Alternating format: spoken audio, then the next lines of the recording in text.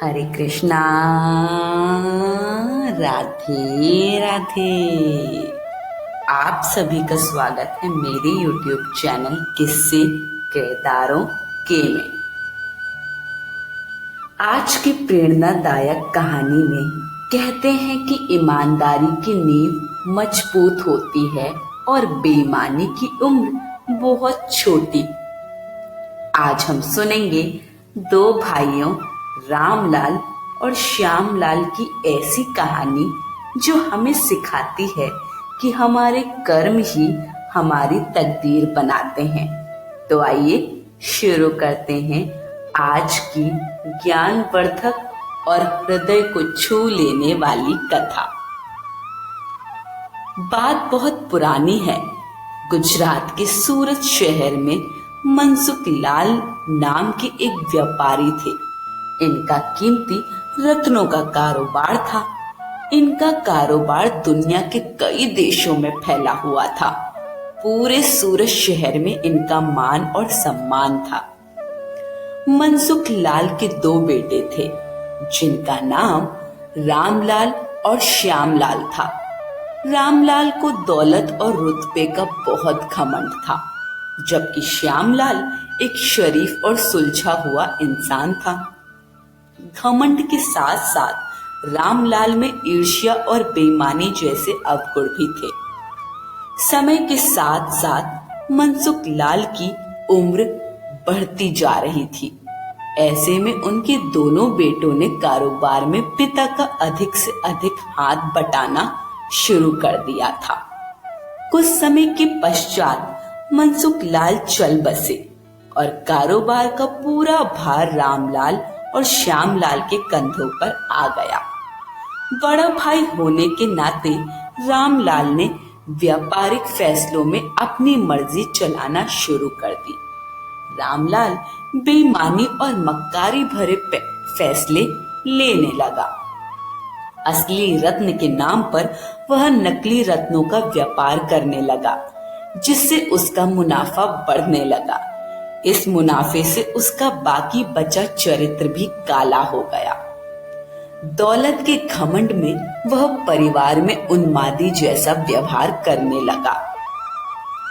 दूसरी तरफ शरीफ और सुलझे हुए श्यामलाल को शुरू में रामलाल की बेईमानी का इल्म तो नहीं हुआ, परंतु जब उसने उसके व्यवहार में परिवर्तन देखा तो पूरे माजरे को समझने में उसे ज्यादा देर नहीं लगी।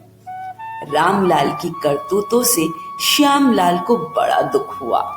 उसने रामलाल को समझाने और सही रास्ते पर लाने की कोशिश भी की, परंतु वह नाकाम रहा।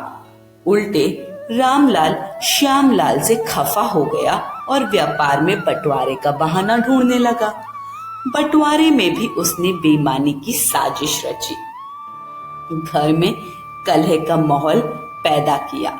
अंततः रामलाल अपनी साजिश में सफल रहा और श्यामलाल के हिस्से के व्यापार पर भी वह कब्जा कर बैठा। रामलाल के व्यवहार से दुखी होकर श्यामलाल ने शहर में दूसरी जगह अपना ठिकाना बनाया और रत्न के अपने व्यापार को नए सिरे से शुरू किया। ईमानदारी की नींव पर शुरू हुआ श्यामलाल का व्यापार जल्दी ही चल निकला। एक तरफ जहां श्यामलाल की ख्याति देश और विदेश में बढ़ने लगी, वहीं दूसरी तरफ रामलाल की करतूतों की पोल खुलने लगी थी। नकली रत्न के व्यापार के कारण रत्न बाजार में रामलाल की साख को जोरदार धक्का लगा और उसके व्यापार का दायरा सिमटने लगा। अंततः नौबत यहाँ तक आ गई कि बाहर क्या, अपने शहर का भी कोई व्यापारी रामलाल का नाम लेने से भी तौबा करने लगा। अब तो नौबत यहाँ तक आ गई कि रामलाल को धन के अभाव में अपना घर, दुकान, सामान तक बेचना पड़ रहा था। जल्दी ही रामलाल के हाथ से सब कुछ निकल गया और वह परिवार सहित सड़क पर आ गया। अब रामलाल को अपने किए पर पछतावा हो रहा था, परंतु उसकी तकदीर ने जो खेल खेल दिया था उससे आसानी से पीछे हटना उसके लिए संभव नहीं था। दूसरी तरफ श्यामलाल की तकदीर का खेल था जिसकी बदौलत वह रंग से राजा बन गया था। जब रामलाल की बदहाली की खबर श्यामलाल को लगी तो उसे बड़ा दुख हुआ। पुरानी बातों को भूलकर वह भागा भागा अपने बड़े भाई रामलाल के पास पहुंचा और रामलाल के लाख मना करने के बाद भी उसे परिवार सहित अपने पास ले आया।